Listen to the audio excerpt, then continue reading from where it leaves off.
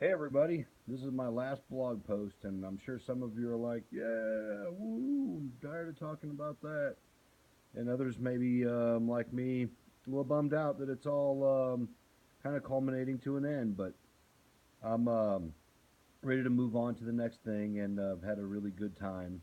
Uh, Raised a lot of awareness. Uh, it's been a really wild experience going through Vermont and Washington and having snow in the middle of May and winds in the south and the crazy traffic in the Northeast and Atlanta. I was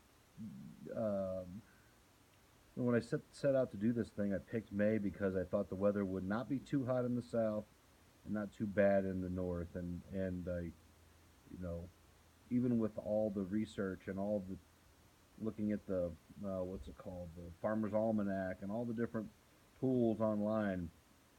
Who would have thought? Rain most of the days, intense wind. The wind the last couple of days just about broke my spirit.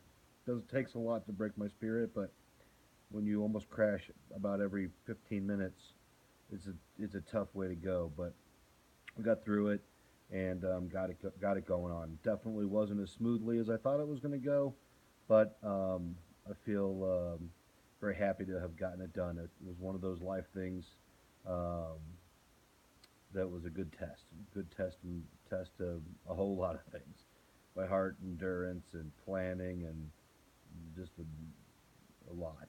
Anyway, I wanted to thank a few people real quick. I wanted to thank, kind of my ground support crew. I didn't really set out to have a ground support crew, but it sort of happened. My mom and Shelly and Bill Asher and Ryan McAdams and Tim Ryan. Those folks were just critical in the success. Just a couple of examples. My mom and Ryan at various times were uh, tracking me, as many people probably were, and would call me out on my route and make sure I was following the best track um, and just things like that, just constant support, and it was good to get through and be able to get it done with those folks' help. Um, I stayed with a few people, so you recall the couch surfing thing. So that was a lot of fun, and I already thanked him in a previous video, but thanks again. And then um, also had thanked in Chicago one of my former employees, Hector. It was nice to see him, and he opened his home up to me, and so it was nice for those that did that, and that was really nice, and it was good to be able to stay at those you know relatively weird places. So all that was very good. I would also like to thank Kronos for really allowing me to go out and do this crazy adventure, and um, uh, probably a lot of people that are watching this will be Kronos people.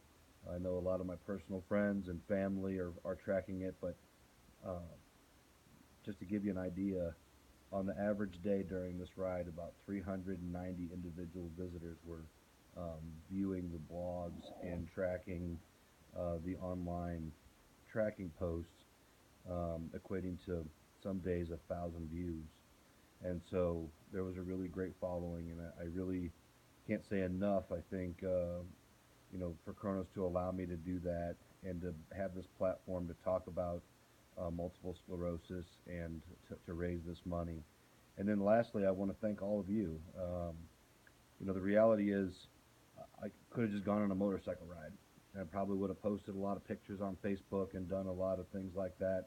But the reality is that I didn't. I chose to do it and raise some money for a really important cause, and that's MS.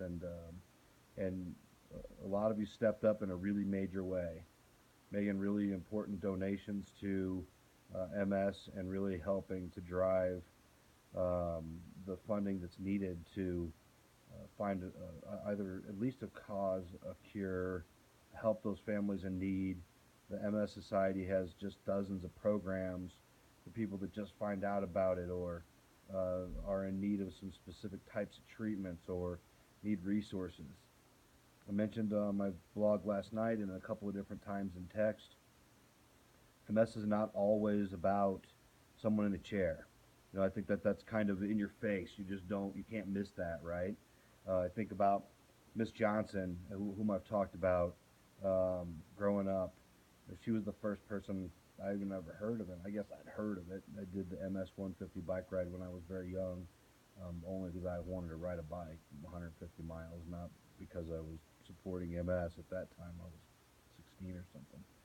But I came to find out about it pretty quickly with her, and Ballard Brunges. She currently is in a chair. She's living with it in a major way, but also dozens and dozens of Chronos people and friends and um, people that the blog was passed along to, customers, um, have called or emailed, posted, and talked about their story, their experience. What's it like? Um, what I had a salesperson tell me, I won't share their names. I don't know about the disclosure, but the reality is, his family just found out this week that his sister-in-law has been diagnosed with MS. And I mentioned that you're not everyone's in a chair, and there's many different kinds, several different kinds of MS, and it's one of those things that people don't talk about. Was Tell a story about an insurance guy I golf with that he was at the tee box and he just I didn't know anything was wrong, and he bent over, put his golf ball on the ground, and get set up to tee off, and he just fell over. And people don't just fall over. Something's usually up, and we hadn't been drinking.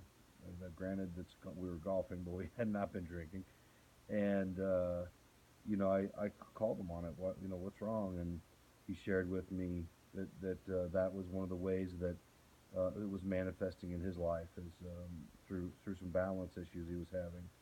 So, I guess if anything, I hope that you take away, at a minimum, that there are a number of these peculiar, that's the word I'll use, silent diseases that people live with, and they may not advertise it and they may not share about it, um, but maybe if you ask about it in their life, maybe they'll share, and maybe they need some support, maybe they need some help, and if you're out talking about MS and you're making people aware, whether it's in their life or not, just you having that conversation about it helps people to know that you support something that may be going on in their private life. And so um, that's my request.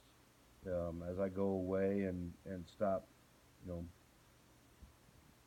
trumpeting it out every 15 minutes, I hope that you'll go in your personal life and talk about it, and continue to share stories that you've come across with others in your family.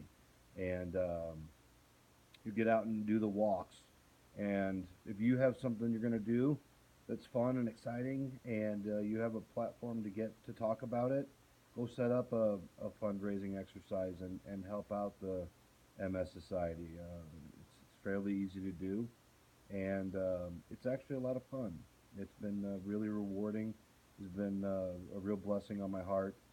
I'm not so sure a blessing on my family. I think they're probably done with me talking about it, but they support me in a major way. And so, the last person I want to thank is my wife. This has been a year in the making, and I think I've talked about it nonstop, pretty much nonstop, and um, and she's been a real trooper. She supported me along the way, all the expenses that were required, the various time and conversation and relentless planning and sitting up in the middle of the night and figuring out routes and all the things that go into planning something, so monumental.